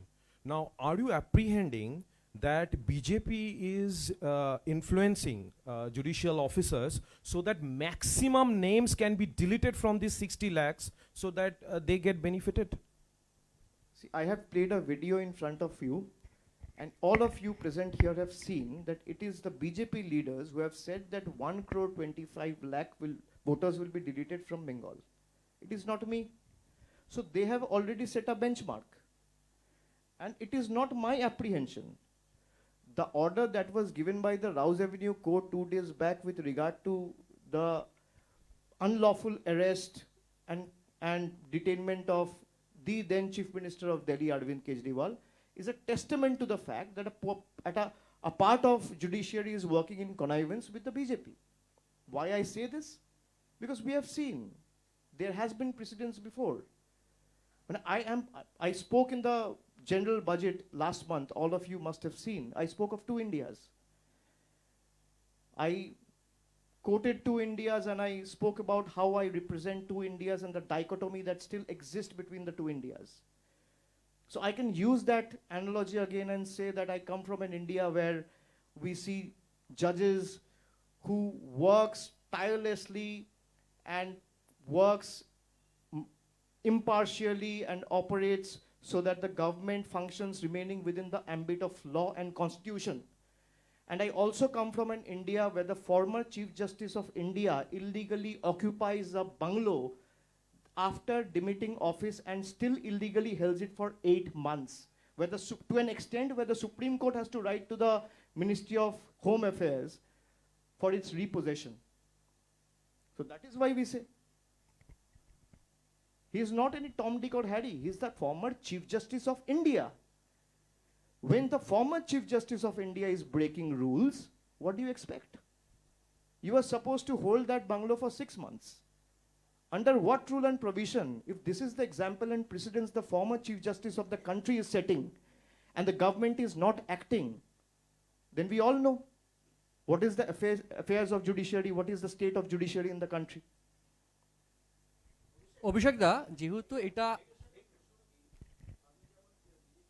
BJP নেতাদের ভিডিওগুলো দেখালেন যেখানে 1,20,00,000 টার্গেট, এই কিছু কিছু বিজেপি নেতারাই কিন্তু গত কয়েক মাসে বলেছেন যদি নির্দিষ্ট সময়ে এসআইআর সম্পন্ন না হয় তাহলে এই রাজ্যে নির্দিষ্ট সময়ে সরকার গঠিত হবে না, বিধানসভা তৈরি হবে না, তখন রাষ্ট্রপতি শাসন এখানে হবে এবং রাষ্ট্রপতি শাসনে চায় না নির্বাচন হোক। আমি তো সেটা বললাম, এরা মানুষকে ফেস করতে চায় না। যদি ভোটার লিস্টে কোনো রকম কোনো ত্রুটি থাকে তাহলে এই ভোটার লিস্টের নিরিখেই তো 24 সালে ভোট হয়েছিল। নরেন্দ্র মোদী সরকারের তো ন্যূনতম নীতি নৈতিকতা থাকলে নিজেদের পদত্যাগ করা উচিত। তারা মানুষকে অবৈধ বানিয়ে নিজেরা বৈধ শাস্তে চায়, এটাই তো তাদের দ্বিচারিতা। এরা কি রাষ্ট্রপতি শাসনে নিয়ে যেতে চাইছে? সেটা এরা বলতে পারবে। যে কোনো মুহূর্তে নির্বাচন হোক, আমরা মানুষের কাছে থাকি, মানুষের সাথে থাকি, মানুষের দরবারে থাকি 365 দিন, নির্বাচনের আগে পিছে নয়। এবং যখনই নির্বাচন হয়েছে কেন্দ্রীয় বাহিনী দিয়ে হয়েছে, নির্বাচন কমিশনের আন্ডারে নির্বাচন হয়েছে। যে কটা উপনির্বাচন হয়েছে কেন্দ্রীয় বাহিনী দিয়ে হয়েছে, 21-এর নির্বাচন, 24-এর লোকসভা নির্বাচন, প্রত্যেকটাই মানুষ আস্থা রেখেছে তৃণমূলের উপর। আগামী দিনও ব্যতিক্রম হবে না, তৃণমূলের ভোট শতাংশও বাড়বে, আসন সংখ্যাও বাড়বে। অভিষেক দা, যেহেতু হিসাব মতো এটা নির্বাচনের সময়, নিশ্চয়ই আপনার দলেও প্রার্থী তালিকা নিয়ে আলোচনা শুরু হয়েছে, কিন্তু যেভাবে যে কয়েকজন সিটিং এমএলএকেও এই ওয়েটিং তালিকায় রাখা রয়েছে, এতে আপনারা প্রার্থী তালিকা চূড়ান্ত করতে সমস্যায় পড়বেন যতক্ষণ না জটিলতা তারা বেরিয়ে আসে। হ্যাঁ নিশ্চয়ই, যদি কেউ ভোটাধিকার প্রয়োগই না করতে পারে তার মানে তো বেসিক্যালি আপনি দেশের সিটিজেনই না। যেখানে আমি তো সেটাই বললাম যে ইলেকশন কমিশন বলে দিল যে ম্যাপিং লিস্টে আমার নাম উঠে গেছে, মানে ড্রাফট লিস্টে আমি ম্যাপড, মানে আমার নাগরিকত্ব নিয়ে কোনো প্রশ্ন নেই। তার মানে আর তার প্রমাণ রয়েছে আমাদের কাছে। আমি যখন বলছি প্রমাণ আছে, আমার হাতে প্রমাণ আছে। দরকার হলে জ্ঞানেশ কুমার আমার এগেনস্টে যদি মামলা করে, আমি সুপ্রিম কোর্টের কাছে সে ডিজিটাল এভিডেন্স জমা দেবো। তাহলে আপনি জোর জবরদস্তিতে নাম কাটতে পারেন না। এবার হতে পারে যে কারোর নামে পদবিতে মিসম্যাচ, আপনি একটা ডকুমেন্টের বেসিসে সেটা ক্লিয়ার করে দেবেন। কিন্তু এই যে 60 লক্ষ নাম গেল, এটা কিসের বেসিসে গেল? নাম যাওয়ার কথা তো 14 লক্ষ। তার কারণ বাকি সব তো ইআরও আর এইআরওরা ক্লিয়ার করে দিয়েছিল 21 তারিখ লগ ইন ফ্রিজ হওয়ার আগে, মানে পোর্টাল ফ্রিজ হওয়ার আগে। তাহলে এই 46 লক্ষ নাম অ্যাডিশনাল কার অঙ্গুলি হলো না গেল, কে পাঠালো? এটা আমরা সুপ্রিম কোর্টে মেনশন করব। বাকি দেখা যাক, কোর্টে তো লড়াই চলছে রোজই।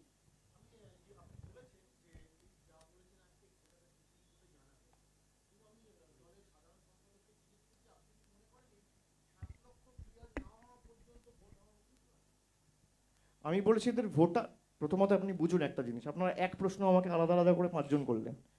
আমি বলছি ইলেকশন কমিশনের কথা অনুযায়ী আমার তার কাছে ডিজিটাল এভিডেন্স রয়েছে, রেকর্ড রয়েছে। সেই রেকর্ড আমি প্লেস করতে পারি যদি সুপ্রিম কোর্ট আমাকে আদেশ দেয়। আমার ড্রাফট লিস্টে নাম বেরোনো মানে আমি দেশের নাগরিক, ঠিক আছে?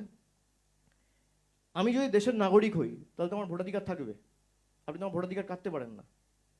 তাহলে আমার যদি কেস অমীমাংসিতও থাকে বা বিচারাধীনও থাকে, ভোটার রাইটস তো আমাকে দিতে হবে। Because my identity, my nationality is established, my identity is under question. আমার ন্যাশনালিটি যদি এস্টাবলিশড হয়ে যায়, আমার ভোটার অধিকার আপনাকে দিতেই হবে। আপনি জোর জবরদস্তি কাটতে পারেন না। এটা চিফ ইলেকশন কমিশনার নিজে বলেছে। বাকি সুপ্রিম কোর্টে আমরা প্লেস করব। সুপ্রিম কোর্ট আমরা নিশ্চিত যে ইলেকশন কমিশনকে যা গাইডলাইন দেবার দেবে। Abhishek da, you did touch upon this point initially. আমি তাও একটু আরেকবার জিজ্ঞাসা করছি because I was seeking your reply in English. If you see the top 5 districts which has the highest number of adjudication cases, Murshidabad, Malda, Uttar Dinajpur, North 24 Pargana and South 24 Pargana. They're all Bangladesh bordering districts with high Muslim population. Do you see some sort of a scheme or trend after the list has come out and all these data has finally been made public? BJP has targeted the assembly and the districts where they have lost and where they know that they will not be able to win in the next 20 years. So it is their sheer revenge. which they are taking on the people of Bengal because they cannot fight Trinamool politically. We will take this up before the appropriate forum, which in this case is the Supreme Court of the country. Since the case is sub judice, it is not right or appropriate for me to make any political comment at this stage.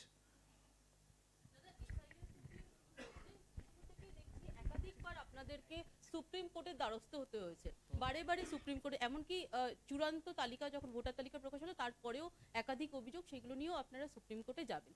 অন্যদিকে দেখা যাচ্ছে supreme কোর্টও এর আগে বলেছিলেন বিচারপতি যে বারে বারে আসছেন যারা রয়েছেন অফিসিয়াল জুডিশিয়ালরা, তারা জানেন তাদের কি করতে হবে।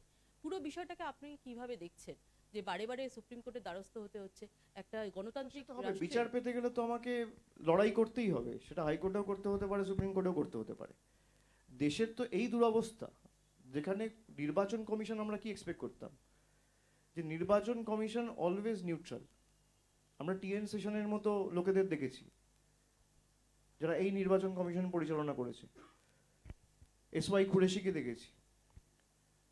আপনি আরপি অ্যাক্ট তো চেঞ্জ করে দিলেন, যে অ্যাক্টের বেসিসে ইলেকশন হয় সেই অ্যাক্টটা থাকলো না। সেই অ্যাক্টের বেসিসে ইআরও, এই ইআরওরা ফাইনাল অথরিটি। আপনি মাইক্রো অবজারভারদের লাগিয়ে কেস সুপ্রিম কোর্ট অব্দি নিয়ে গিয়ে এখন জুডিশিয়াল অফিসারদের লাগিয়ে দিলেন প্রত্যেক জায়গায়। এটা এদের এগেনস্টেই ব্যবহার হবে আগামী দিনে। এরা যে দৈত্য তৈরি করলো, যে ফ্র্যাঙ্কেনস্টাইন তৈরি করলো, এটা এদের এগেনস্টেই ব্যবহৃত হবে। ইলেকশন হয় আরপি অ্যাক্টের বেসিসে, যেখানে ভোটার লিস্ট তৈরি হবে, এসএসআর স্পেশাল সামারি রিভিশন হবে, ড্রাফট ভোটার লিস্ট বেরোবে, ফাইনাল ভোটার লিস্ট বেরোবে, তারপর আপনি ডিওর কাছে অ্যাপিল করবেন, সিওর কাছে অ্যাপিল করবেন, এর বেসিসে। এরা ফাইনাল অথরিটি। আপনি পুরো আরপি অ্যাক্টের পিন্ডি চটকে দিয়েছেন। তো আপনি কি আশা করেন এদের থেকে, যেটা কিভাবে করবে? এখন জুডিশিয়াল অফিসার 500 জন কাজ করছে, হতে পারে সুপ্রিম কোর্ট আরো সংখ্যা বাড়াবে, কিন্তু সংখ্যা আপনি কত দূর বাড়াবেন? তাদের উপরও তো চাপ রয়েছে। তারা কেউ ডিস্ট্রিক্ট জাজ, কেউ তাদের কোর্টে বসতে হবে, তাদের কোর্টে সারাদিন হাজার হাজার কেস রয়েছে। মানুষের কাজগুলোও তো তাদের করতে হবে, আর তারাও তো মানুষ। তো তারা যদি দিনে 30টা 40টা করে কেস করে, তাহলেও আমাদের 4 মাস লাগবে কেস ক্লিয়ার করতে। তো আমরা সুপ্রিম কোর্টকে বলতে পারি, রাস্তা তো সুপ্রিম কোর্ট দেখাবে। একটা শেষ প্রশ্ন, সেটা হলো যে অ্যাডজুডিকেশন, ডিলিটেশন, এই যে ক্যাটাগরিগুলো দেখানো হচ্ছে, তার বাইরেও এমন কিছু ঘটনা ঘটছে যেগুলো ক্রমশ প্রকাশ্য সামনে আসছে। যেমন ধরুন 2002 সালে বলা হয়েছিল যদি বাবা মায়ের নাম থাকে তাহলে তার সন্তানকে গণ্য করা হবে এদেশের নাগরিক হিসেবে। পরবর্তীতে দেখা গেছে যখন খসড়া তালিকা প্রকাশ পেয়েছে তখন 3 জনেরই নাম রয়েছে, কিন্তু ফাইনাল তাদেরকে হিয়ারিংয়ে ডাকা হয়নি, এবং যখন ফাইনাল লিস্ট আউট হয়েছে তাদের নাম নেই। সেক্ষেত্রে এরকম অনেক ঘটনা সামনে আসছে যেগুলো হয়তো ক্রমশ প্রকাশ্য বা আরো কিছু দিন গেলে বোঝা যাবে। এরকম অনেক কেস আমরা আমাদের পিটিশনে ইনক্লুড করে সুপ্রিম কোর্টে জমা দিয়েছি। সেই কারণেই সুপ্রিম কোর্ট কগনিজেন্স নিয়ে এই অর্ডারগুলো দিয়েছে। আমরা প্রথমে যখন পিটিশন ফাইল করেছিলাম, এরকম একাধিক কেস, যেমন অনেক জায়গা আছে কাকদ্বীপ টাকদ্বীপে 2002 সালের ভোটার লিস্টই নেই, 2003 সালের ভোটার লিস্টকে বেঞ্চমার্ক ধরা হচ্ছে। তো সে সমস্ত ক্ষেত্রে কোর্টের একটা অর্ডার ছিল যে কোনো কিছু ডকুমেন্ট লাগবেই না, খালি দেখে নিয়ে কোনো ওর কাছে যদি আইডেন্টিফিকেশন ডকুমেন্ট থাকে তার বেসিসে তাকে ছেড়ে দেওয়া হবে। তার ক্ষেত্রেও আধার নেওয়া হচ্ছে না।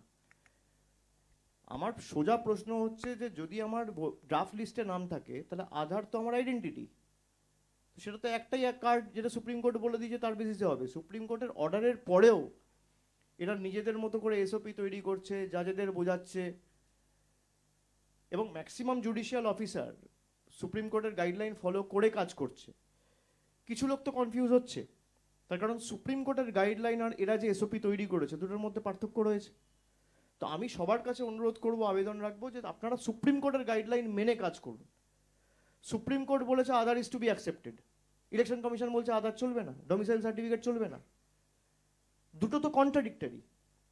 আর এই কেসগুলো আমরা আগেও মেনশন করেছি, আগামী দিন আমাদের কাছে যদি এই কেসগুলো এরকম কিছু আসে, আমাদের লিগ্যাল টিম অলরেডি কাজ করছে, আমরা এগুলো সুপ্রিম কোর্টের কাছে ঠিক টাইমে প্লেস করব।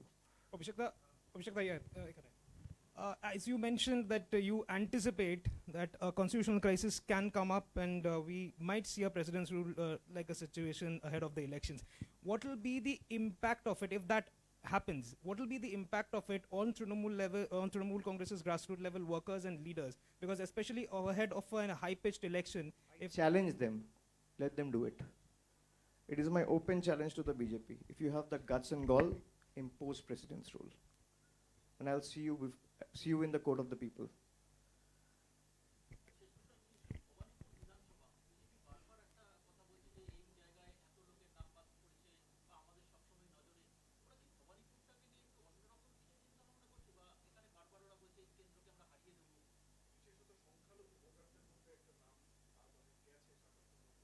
মমতা বন্দ্যোপাধ্যায় মার্জিন আরও বাড়বে, ও যত করার করুক। এসব করে লাভ নেই।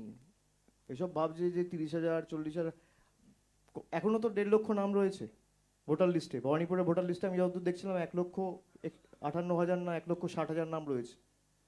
1 লক্ষ ভোট তো মমতা ব্যানার্জি পাবে খুব কম করে হলে। যদি 80% পোল হয় তাহলে 1,40,000 ভোট পড়লে 1 লক্ষ ভোট মমতা ব্যানার্জি পাবে। এরা 20,000 30,000 ভোট পাবে না। ওকে, আপনি বলেছেন যে বেছে বেছে সংখ্যালঘু মহিলা এবং এসসিদের নাম বাদ দেওয়া যাচ্ছে এবং তারা বিজেপিকে ভোট দেয় না। এই অংশ গত 1.5 দশক ধরে পশ্চিমবঙ্গে তৃণমূল কংগ্রেসকেই ভোট দেয়। এইটাকে মোকাবিলা করবেন কিভাবে? শুধু সুপ্রিম কোর্ট নাকি সাংগঠনিকভাবে মোকাবিলা? সাংগঠনিকভাবে তো তৃণমূল কংগ্রেসের BLA 2রা 5 মাস ধরে কাজ করছে, নইলে তো এরা অনেক আগে অনেক লোকের নাম বাদ দিয়ে দিত। আমি আপনাদের যে ভিডিওটা দেখালাম, এদের কৌশল কি ছিল? টার্গেট ছিল 1,25,00,000 নামের বাদ দেওয়া, অর্ধেক করতে পেরেছে। এবার অর্ধেক যেহেতু করতে পারেনি, একটা মরিয়া কামড় দেওয়ার চেষ্টা করছে। সেই কারণে 60 লক্ষ লোককে আন্ডার অ্যাডজুডিকেশনে দেখানো হয়েছে। এবার এরা চেষ্টা করবে কি করে হোক, যে করে হোকই 60 লক্ষ লোকের নাম বাদ দেওয়া হোক। এবার আমি আপনাদের উদাহরণস্বরূপ 5-7টা কেস বললাম, যেখানে এক একটা বিধানসভা থেকে 1.5 লক্ষ নাম আন্ডার অ্যাডজুডিকেশন দেওয়া হয়েছে। একটা বিধানসভার 90% ভোটার আন্ডার অ্যাডজুডিকেশন, এটা হতে পারে না। তা এটা যদি আমার পলিটিক্যাল রাজনৈতিক কোনো অভিসন্ধি বা ষড়যন্ত্র না থাকে তো হবে না। আমরা এর জন্য তাদের যা গ্রাউন্ড সাপোর্ট লাগবে, আমাদের BLA 2দের বলা হয়েছে, আমাদের BLA 1দের বলা হয়েছে, MLA ব্লক সভাপতিদের বলা হয়েছে, জায়গায় জায়গায় তৃণমূল কংগ্রেসের ক্যাম্প ছিল। পরবর্তীকালে এদের যেখানে যা সহযোগিতা লাগবে হিয়ারিং ভেন্যুগুলোতেও আমাদের লোকেদের বলা ছিল। হিয়ারিং ভেন্যুতে আমাদের লোকেরা উপস্থিত ছিল। যেখানে যার ডকুমেন্ট লাগবে আমাদের সীমাবদ্ধ সামর্থ্য এখতিয়ার অনুযায়ী আমরা অ্যাসিস্ট করেছি। এবং এদের নিশ্চিন্তে থাকতে বলুন, আপনিই বলে দেবেন, আমি তো আপনাকে বলছি যে কারোর নাম বিজেপির যে বাবা চাক লিস্ট থেকে বাদ দিতে তৃণমূল দেবে না। তার কারণ, যদি ড্রাফট লিস্টে নাম উঠে যায়, আমার নাগরিকত্ব এস্টাবলিশড, আর আমার নাগরিকত্ব এস্টাবলিশ থাকলে আমার ভোটার রাইটও আমি পাবো। বিজেপি চাইবে, আমরা করতে দেবো না।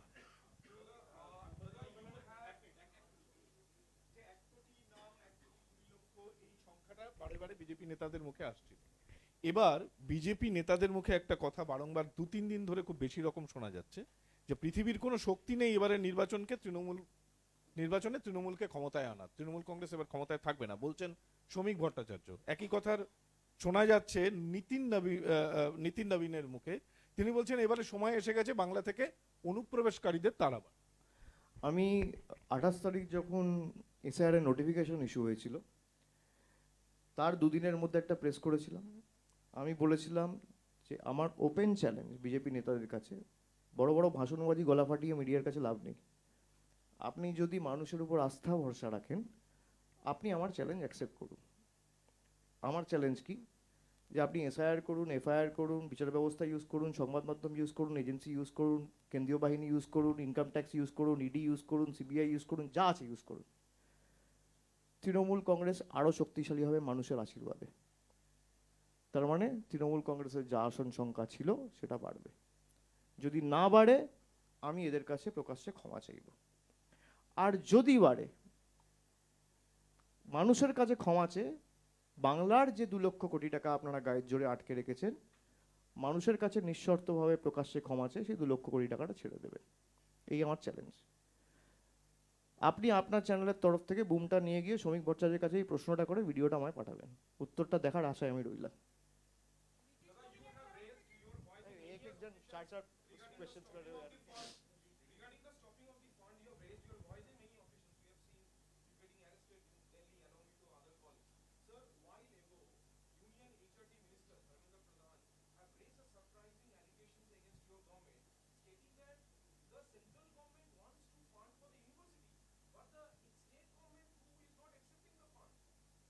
State government is not accepting the fund. Ask him to release the white paper. The PM also came and said that we have sent 40,000 crores to the state of West Bengal to give away houses. प्रधानमंत्री आवास योजना में 40,000 करोड़ रुपए दिया है. मैं तो 3 साल से white paper मांग रहा हूँ. भाई 40,000 करोड़ रुपए आया है तो उड़ के तो नहीं आएगा, बैंक के थ्रू आएगा. आप रिलीज कर दो व्हाइट पेपर, कोई मना तो नहीं कर रहा है. 100 दिन का कितना पैसा दिया है 5 साल में, व्हाइट पेपर रिलीज करो. आवास में आपने कितना पैसा दिया है 4 साल में, व्हाइट पेपर रिलीज करो. ग्राम सड़क योजना में कितना पैसा दिया है, व्हाइट पेपर रिलीज करो. I am waiting for them to release the white paper so that I can rebut and answer accordingly.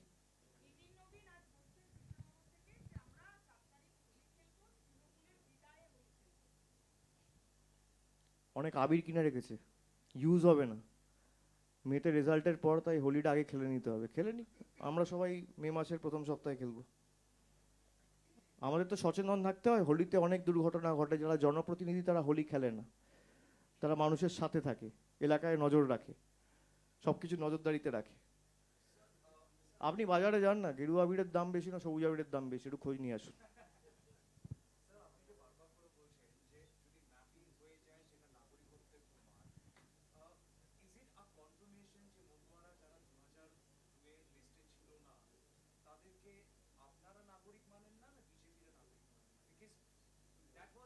এটা আমার কথা না, আমি তোমাকে বারবার বলছি, this is as per the CEC, এটা চিফ ইলেকশন কমিশনের কথা.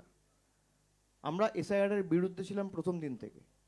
আমাদের বক্তব্য ক্লিয়ার, যারা বাংলায় বছরের পর বছর ধরে আছে তারা বাংলার সবাই নাগরিক. তাদের ভোটেই কিন্তু নির্বাচিত হয়েছে. তারা তো ইলেকটোরাল রাইট ছিল, তারা তো ভোট দিয়েছে, তাদের ভোটেই তো শান্তনু ঠাকুর নির্বাচিত হয়েছে.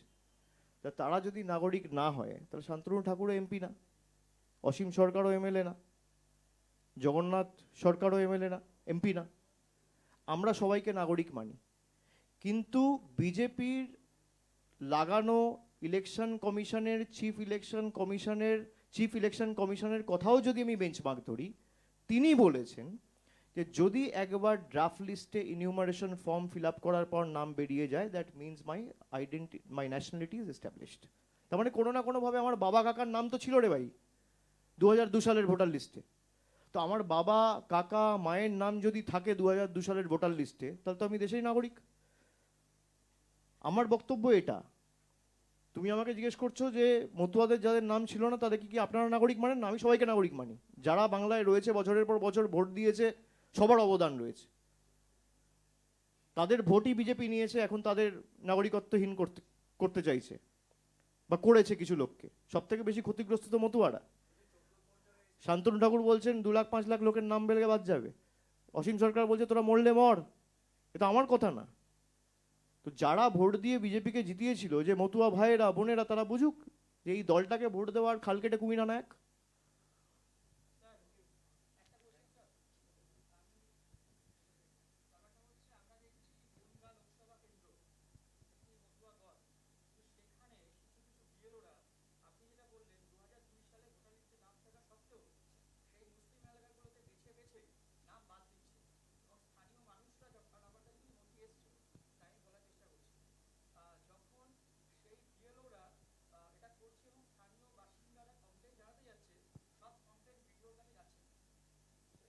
আপনার কাছে পার্টিকুলারলি কোনো নথি থাকলে আপনি আমাকে দিয়ে দিন. আমার যতটুকু সামর্থ্য রয়েছে আমি প্রত্যেকটা কেস নিজে দেখব এবং এদের পার্সোনালি অ্যাসিস্ট করব. নিশ্চিন্তে থাকতে বলবেন. Thank you.